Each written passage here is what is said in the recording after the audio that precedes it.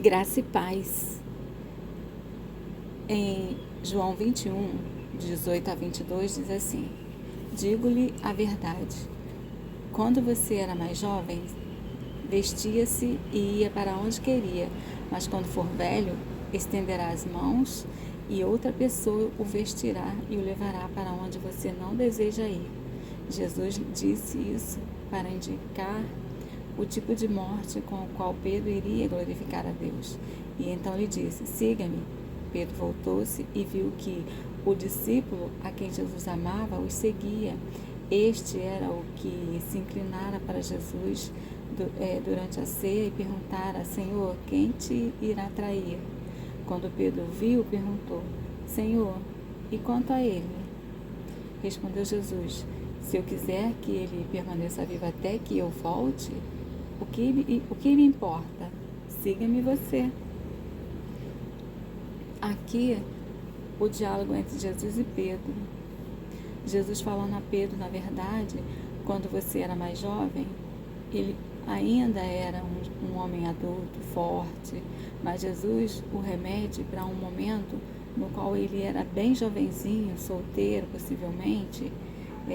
Tu sabes, quando tu era mais jovem, lá em Betsaida, lá em Cafarnaum, tu se vestia a ti mesmo, tu mesmo escolhia tuas roupas e tu andava onde tu bem entendias.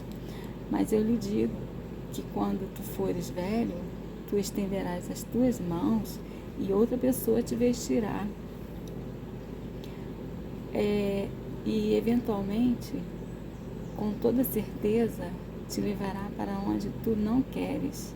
E Jesus disse isso para significar com que gênero de morte Pedro haveria de glorificar a Deus.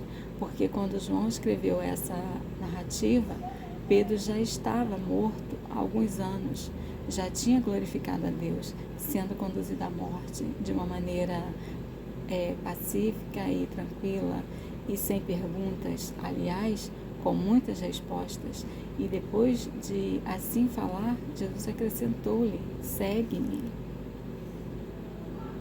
Segue-me, Pedro. Anda comigo.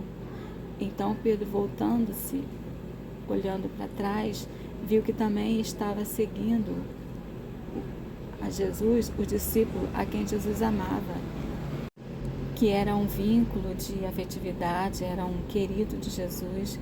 Jesus amava todos, mas inegavelmente João era um grande querido, o qual na ceia se inclinara sobre o peito de Jesus.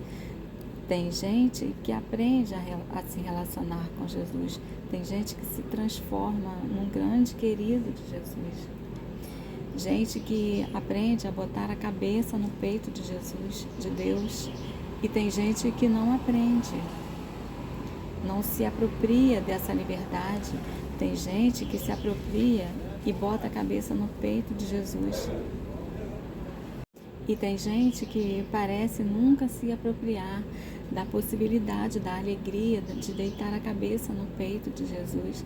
E era isso que João fazia. E ainda tinha o despudor de perguntar: Senhor, quem é o traidor? É muita liberdade, só muito íntimo para fazer essa pergunta. E Pedro não era bem resolvido com relação a isto. Pedro não era bem resolvido com relação a algumas coisas. E ele estava em processo de resoluções, estava se compreendendo, estava num processo de diminuição das suas bravatas. Ele estava regulando os seus temperamentos, ele estava em processo de refinamento, de amadurecimento. Ele não estava resolvido em relação ao seu próximo, especialmente esse próximo que também tinha sido seu sócio numa indústria pesqueira, dele e do seu irmão João e seu irmão Tiago e seu pai Zebedeu, todos eles numa grande operação de pesca. Mas havia coisas não resolvidas. E agora que estão seguindo a Jesus, essas coisas tinham se agravado. Porque às vezes aquilo que a gente não resolve uns com os outros, quando a gente encontra Deus, estranhamente, algumas dessas coisas se agravam ainda mais. Sim, tem coisas não resolvidas antes que a gente fica pensando se encontrar Jesus ressuscitado, resolverão naturalmente ou de alguma maneira quase que instintual. Mas na realidade não é. Cada coisa tem que ser resolvida. Não dá pra gente sair queimando etapas, nem mesmo na presença de Deus. Escute bem, Igreja do Senhor.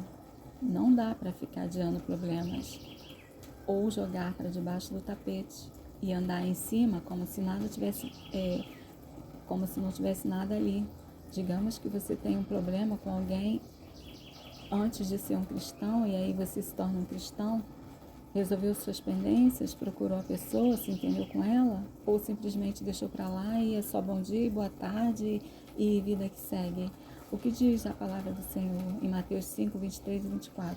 Portanto, se trouxeres tua oferta ao altar e aí te lembrares de que teu irmão tem alguma coisa contra ti, deixa ali diante do altar a tua oferta e vai, reconcilia-te primeiro com teu irmão e depois vem e apresenta a tua oferta.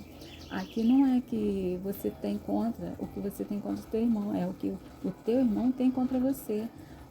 Ou você vai dizer que ele que tem coisa contra você e você não pode fazer nada e é problema dele.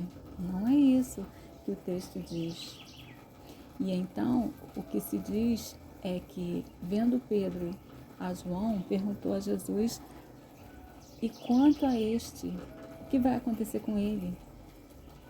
Tu já falaste sobre o meu fim, e quanto ao fim deste? Pedro tinha ouvido certa tranquilidade sobre o seu próprio fim. Não fez aparentemente perguntas a respeito de si mesmo, mas ele tinha perguntas a fazer acerca do destino do seu irmão.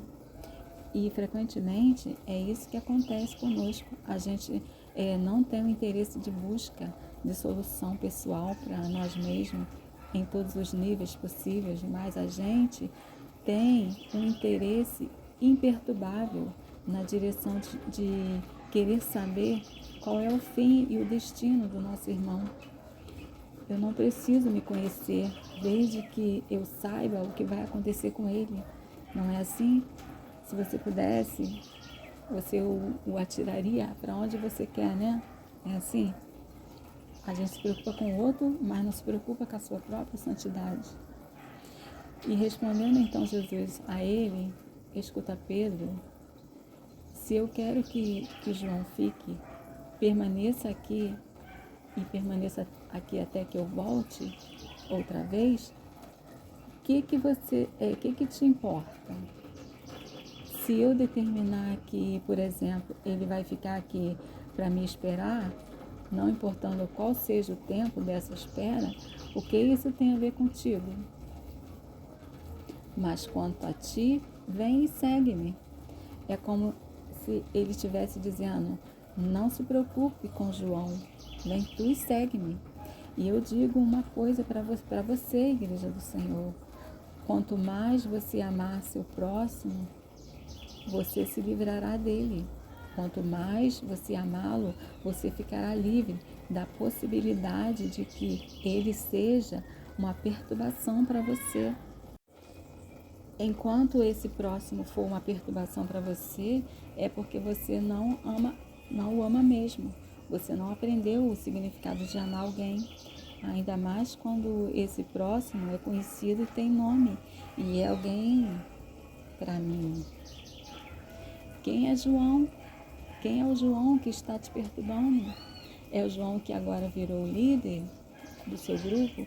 Está se medindo, se achando menor, menos capaz? Acha que João tem mais privilégios que você? Acha que Deus abençoa mais a ele do que você? Por que tanta comparação? Porque ele fez teologia e você não? Isso é só uma opinião. A gente é cheio dessas doenças, todos nós. E nós precisamos tratar do que tem dentro de nós. São pequenas rachaduras, pequenas fissuras que podem se transformar em brechas. E pequenas brechas podem se transformar em mágoa, pequenos abismos. Até quando você está Até quando você vê tá cada um de um lado, tá um de um lado, um de outro, até quando você chega e você já não se falam mais as coisas que definitivamente significa desencontro. A gente vê isso em relação a amigos. Se a gente não se atualizar de vez em quando no significado das compreensão e das interpretações da vida, algum abismo se interpõe. Se a gente não se atualizar de vez em quando no significado das compreensões e das interpretações da vida em relação às coisas, alguns abismos se interpõem. O amor continua o mesmo, mas a intimidade não é a mesma, a liberdade não é a mesma. E isso vai acontecendo em todas as dimensões da existência da gente. E o maior sofrimento do homem é o seu próximo. Foi por isso que Jesus mandou amar o próximo. O maior obstáculo, a maior dificuldade, a maior conquista, a maior vitória do homem é amar seu próximo. E será imensa essa vitória se for como a si mesmo. E será melhor ainda, maior ainda, se for como eu vos amei, diz o Senhor.